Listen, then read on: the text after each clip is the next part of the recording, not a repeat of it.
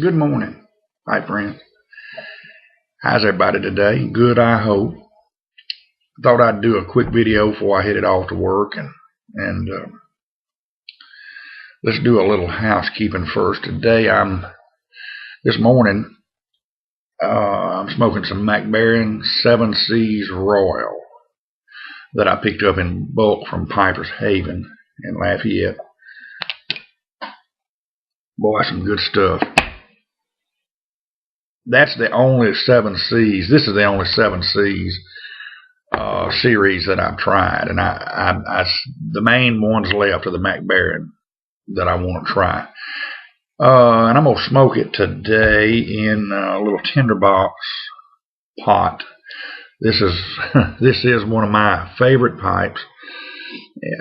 I grabbed this one up. This one gets a lot of work out. It's a tough little old pipe, and it smokes good. It got a good draw, good feel in the hand, and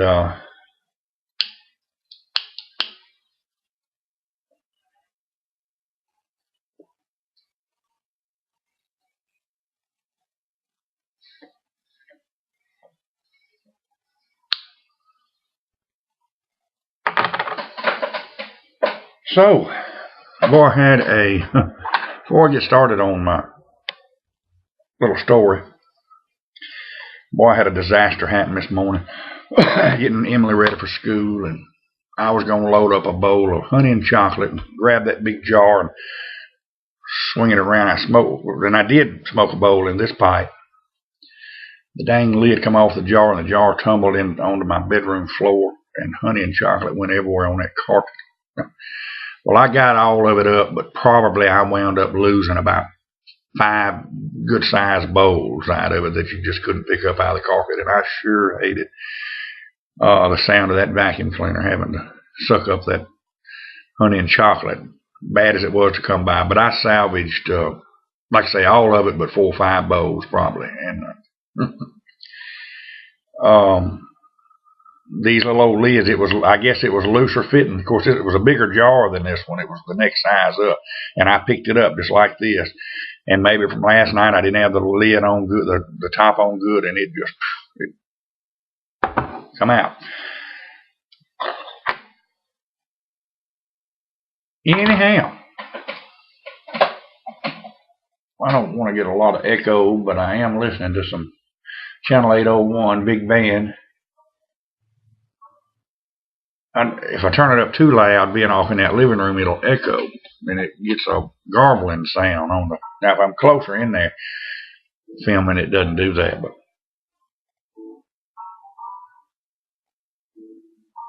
I'm not going to turn it up real loud. Back when I was in my 20s, and I'm still a little capable of it today, but I used to be bad about making prank phone calls. I was the master. Roy D. Mercer didn't have much on me back then. And my brother and I, he would be a culprit. He'd be a partner in crime with me too, occasionally. And we're probably the reason that, very likely part of the reason they came up with caller ID. But it was all in fun. And I fooled a lot of people, some that were real close to me, that I talked to on a daily basis, that had not a clue they was being had by the master. But I mean, even my parents, you know, I could disguise my voice, and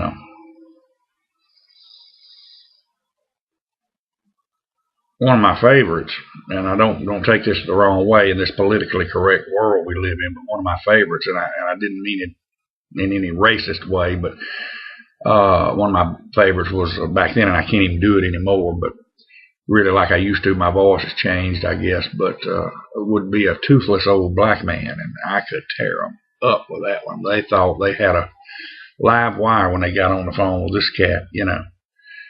And but anyhow, I was going to tell a story about one deal in particular, one gentleman, and then later I'll tell you another one, and the one that I'll tell you later actually turned into a long, drawn-out series. This turned into almost like a soap opera that went on months. Well, weeks anyway. But this particular deal it was in the early 80s, 84 or so, and I was, like I say, 85. I was about 20 years old. I owned a Texaco station out on US 165 North in Monroe. And the street that ran down beside it, there were some pretty nice homes back there, and there was a gentleman, a divorced fellow, who had retired. He was retirement age. His name was Ray. And he lived back up the street there, and Ray would come up to the station every day, chew tobacco, and he was a crotchety old man. He was just an ornery cuss, you know. He'd come up there every day and hang around, get him a cup of coffee, shoot the breeze. He called me Goat, called everybody Goat, but he'd come up there and hang around, drink coffee, and Ray was sharp. He had a sharp mind until he started drinking. And Ray liked to drink every day. And so yours truly took advantage of that in the evenings, you know, about 6 o'clock. Ray would get a phone call. And across the street from Ray lived a lady named Mrs. Myers. Both of them traded with me, you know. And Miss Myers she'd pull up and she'd come to the full serve island. And she always had 2 dogs up in the back of her car. She drove a station wagon. Would be 2 dogs up in there, and they would be all up in her back, and they'd be slobbering in her hair, and it was just awful looking, you know.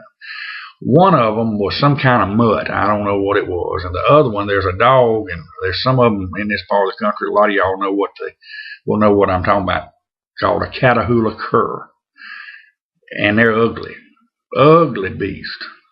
But she had a mutt and a cur, and thought the world of them old dogs.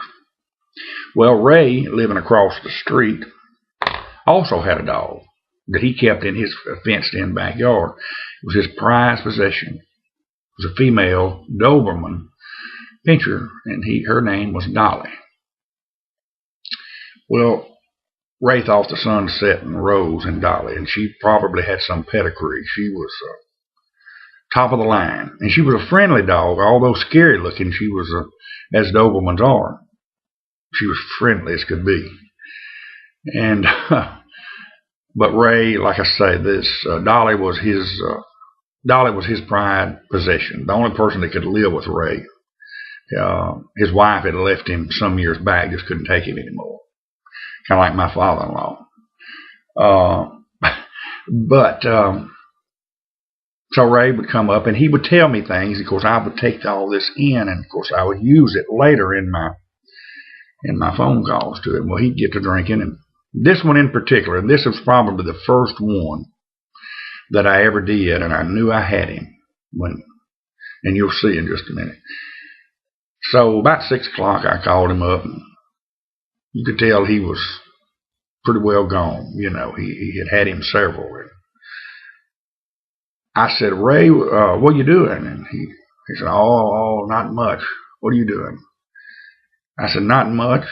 He said, well, who is this anyway? And I couldn't think of a thing to say. It was kind of a spur of the moment deal. And the first thing that popped in my mind, and y'all excuse me, y'all know I don't talk ugly on here, but I'm going to repeat what this man said, so y'all excuse this language. But the first thing that popped in my head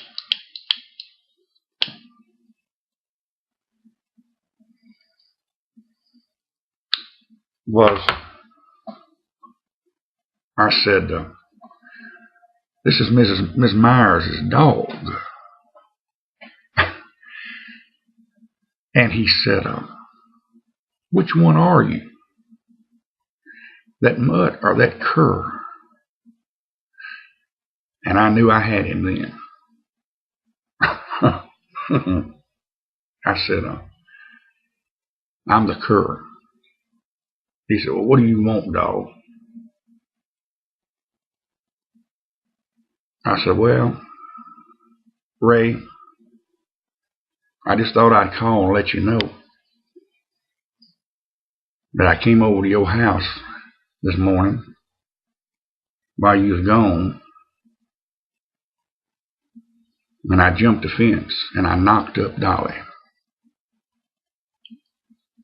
He said, you son of a bitch, you better keep your ass across that road. If I catch you back over here again, I'm going to fill you full of buckshot. Don't you ever come back across that road.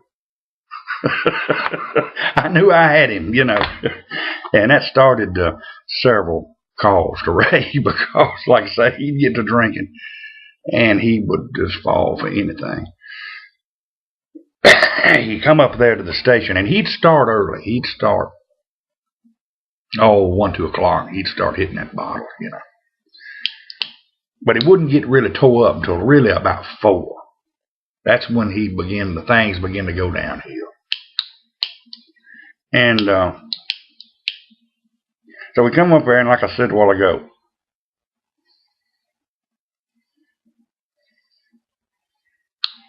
he would tell things, and of course I'd take it all in because it might be something I could use. And he never did figure out that, you know, I'm up here.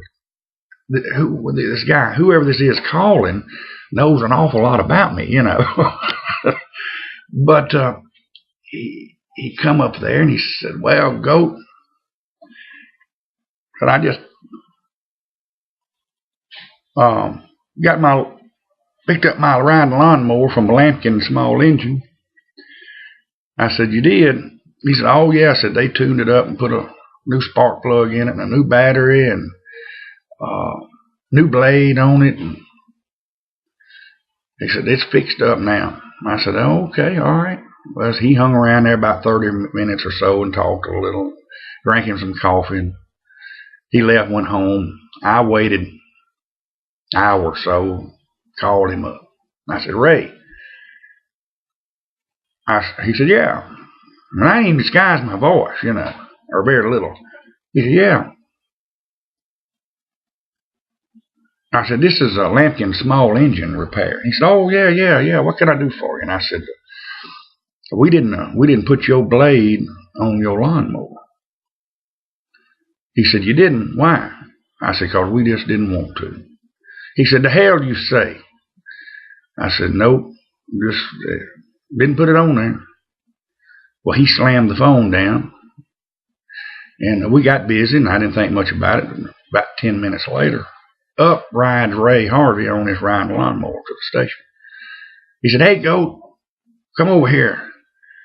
And I walked over, and he said, I can't get down there. He said, but look down there underneath that thing and tell me, see if there's a blade under there. So I got down, and I looked under there. I said, Ray, there ain't no blade on that lawnmower. Oh, he went to cussing. He said, dog, them son of a guns. He said, So he cranked it up, and off he rode back down the street and there's his house. Wasn't about 30 minutes later, and here I seen a Lampkin Small Engine truck coming by. He done called him back. Got him out there. I guess they thought he had lost his mind, you know. But we had a lot of fun, and I got another one. I'll tell y'all, we'll save it till later, about a fellow. And some of these is going to be politically incorrect. I'm just going to let you know. Fellow that worked for me, and I had the utmost respect for him. He became a manager at one of our locations, and we'll get into that one next when we got time. And it's funny, and it was one that turned into a soap opera. It'll take the full 15 minutes on that one. Anyway, y'all watch out. You may be next. But until then, y'all have a good one. Take care and God bless.